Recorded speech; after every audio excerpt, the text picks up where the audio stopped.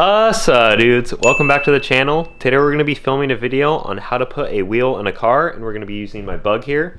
We're going to show you guys how we do it and how we've done it in the past. One thing I've noticed a lot on YouTube is people don't really use a Weld-in style setup. They do a bolt-in setup, and it's usually NRG for some reason. I'm not sure if it's a sponsoring thing on YouTube or what, but we're going to be using a Weld-in style and show you how to do that for a more permanent solution. This is the wheel setup that I'm going to be running on the car. It's made by MPI, which, if you know, is what's required in NASCAR now. You have to run one of their wheels. And this one's nice because it has a deep dish setup to it. It's this nice suede feeling, so I'm really happy with this wheel. I got it from our buddy Tyler over at CarTech. And I also picked up this sweet MFG quick release. Got the red just to match the car. What I mean by weld-on is this piece right here. This will slide over the existing column on the car. We'll drill some holes in here and rosette weld it, but once that's welded on, these splines right here are what this will slide over, and it will lock in, if you can see it, with that little pin right there. One thing that's really nice about this setup is once it's in there, there's hardly any play. It's actually the same setup that we have in this truck right here, so I could swap this wheel into there or that wheel into the bug once everything's hooked up. We're just going to jump right into this installation, and anytime you're going to be welding to a car, you need to go ahead and disconnect the battery. That way you don't fry any electronics. So that's going to be the first step, and then we'll start taking the old wheel off the car.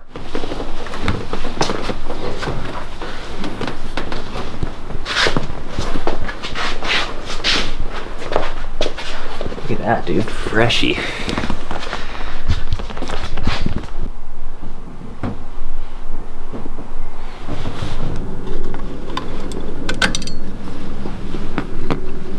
Once you get that center cap off, you have access to the ground, and then here's the nut we're going to be taking off.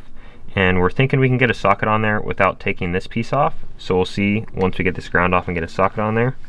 But this just got to unscrew and it should slide right out. And then your horn ground is off of there, and we have access to this nut. So every steering wheel is going to have a different steering wheel nut size. This one's 24 millimeter, but we're just getting away with using a 1 1/16 inch socket. So we're going to blast this thing off, and then the wheel should pop off.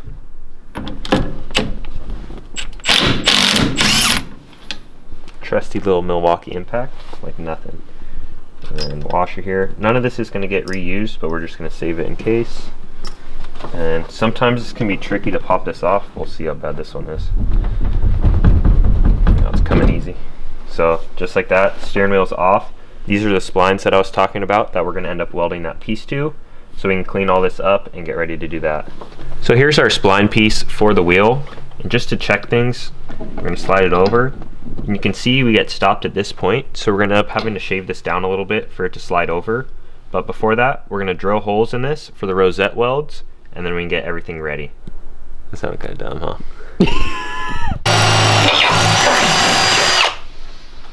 So what? Hang on.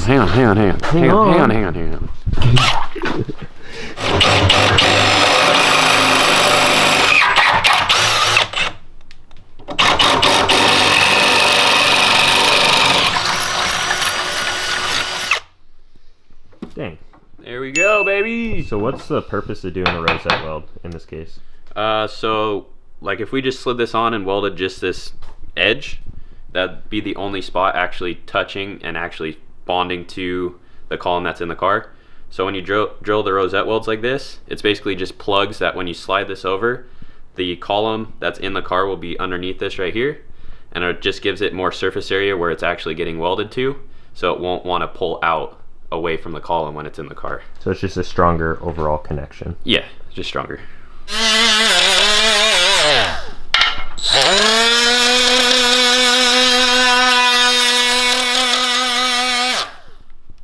Clean.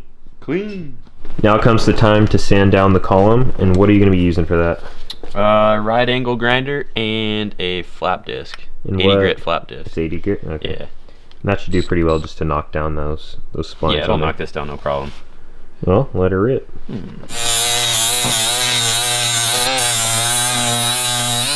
Just in case you're wondering, we do have things covered, and we're going to cover the windshield once we get to welding.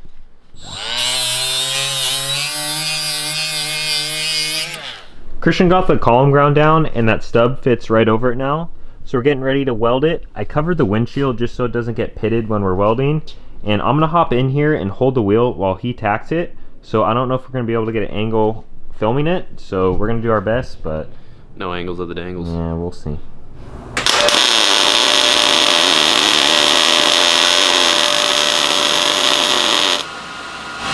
Just hold it there.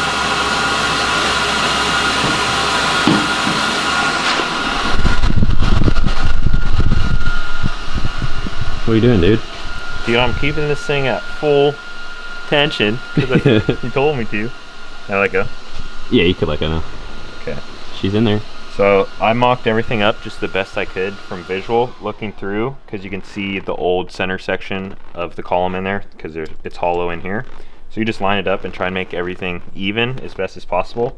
And you can see, seems pretty good. Seems like it's rotating together smoothly. If it's off, you'll see that the wheel will kind of do this as it rotates. Yeah, it won't spin a perfect circle. It'll kind of be like an oblong, like weird. So that's the most important part right there, is trying to get the wheel perfectly straight. There's no real way to like make that perfectly perfect.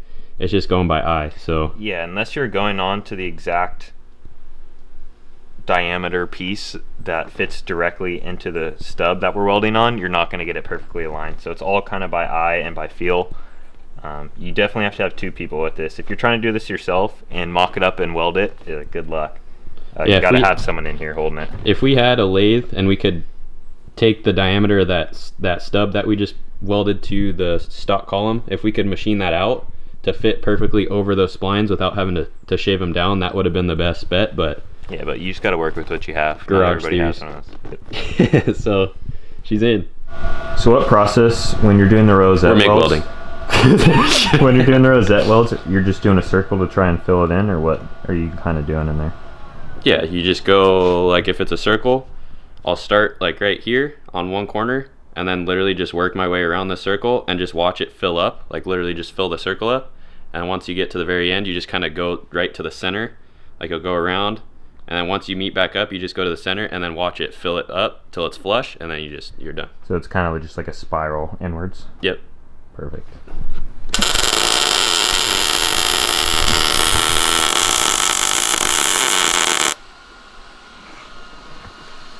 Just like that. Dude, that was so quick I couldn't even get it on camera.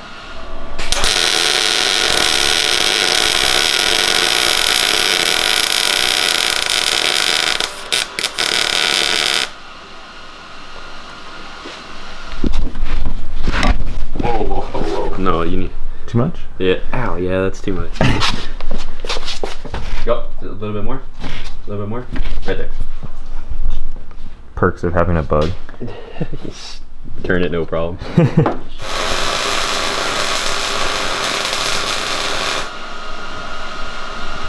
One little section at a time. One more little section and she's done. So you can see Christian got some nice welds on here, rosette and the front side, and I'm going to make a beauty plate on here as well now that everything's welded up, but I'm going to have to figure out how to do that since there's no holes that are threaded. To keep everything from rusting, Christian and I decided just to throw some clear coat on there. So I masked it off just so we're not getting clear coat all over the car, and he's going to spray it for that extra protection. I knew I'd get you.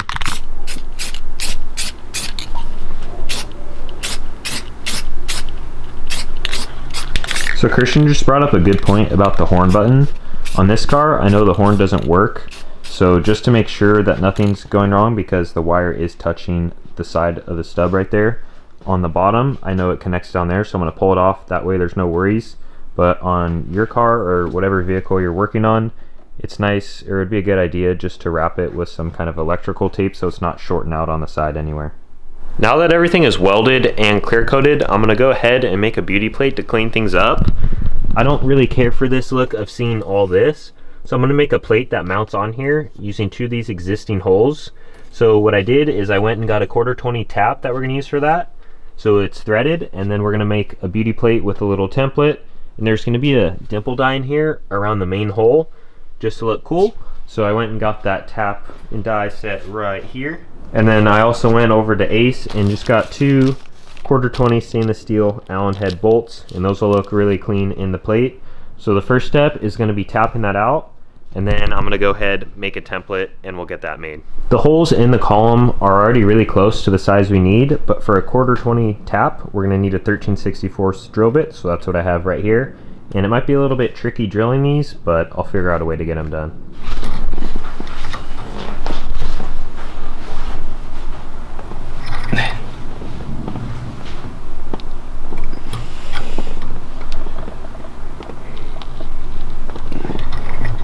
While Christian's tapping out the column on the car, I'm going to get started on the beauty plate.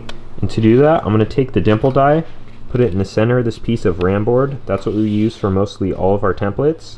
This is the size that we need for the centerpiece, so I'm going to mark that, cut that out. Here's what I have for the template so far. I marked this center section and then cut it out, put it in the car, and then drew a line for the outside, cut it out, mocked it back up on the car, and everything lined up nicely. So now we're going to transfer this to a piece of metal. We're going to do the center section, cut that first, that way we can get the outside circle centered on that. And that's going to be a 1 1/4 inch hole saw. And then once we get the outside piece cut, we'll go ahead and dimple die it and then mark the 2 holes for where we're going to mount it to the column. So that's going to be the first step, is getting that center part drilled out.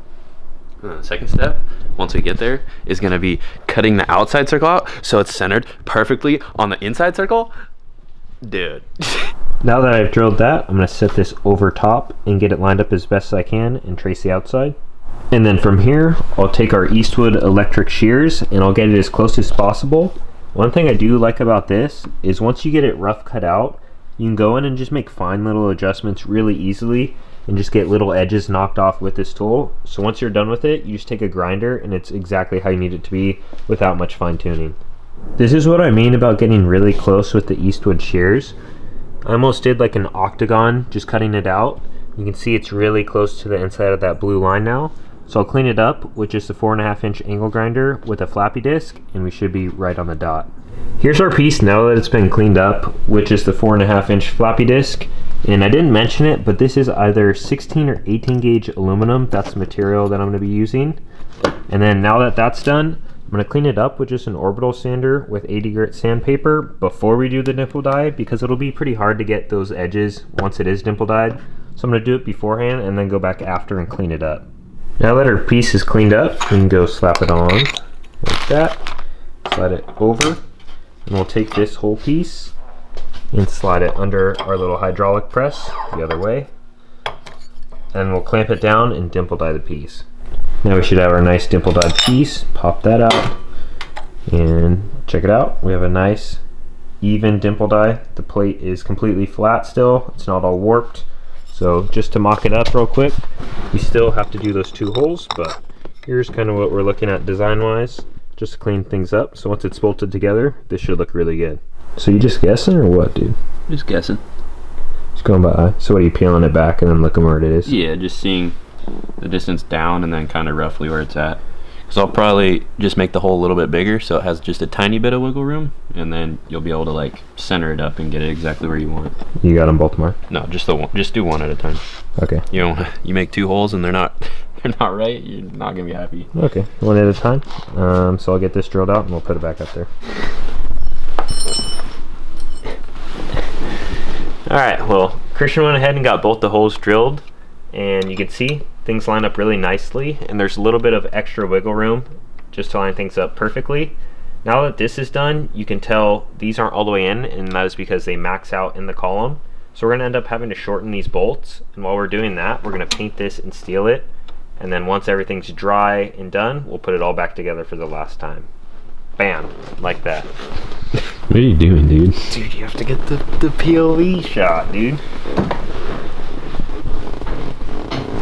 Christian and I went ahead and got everything wrapped up, got this little beauty plate on there, and you can tell it just looks a lot better, cleans things up a lot, and as you can tell, everything works properly.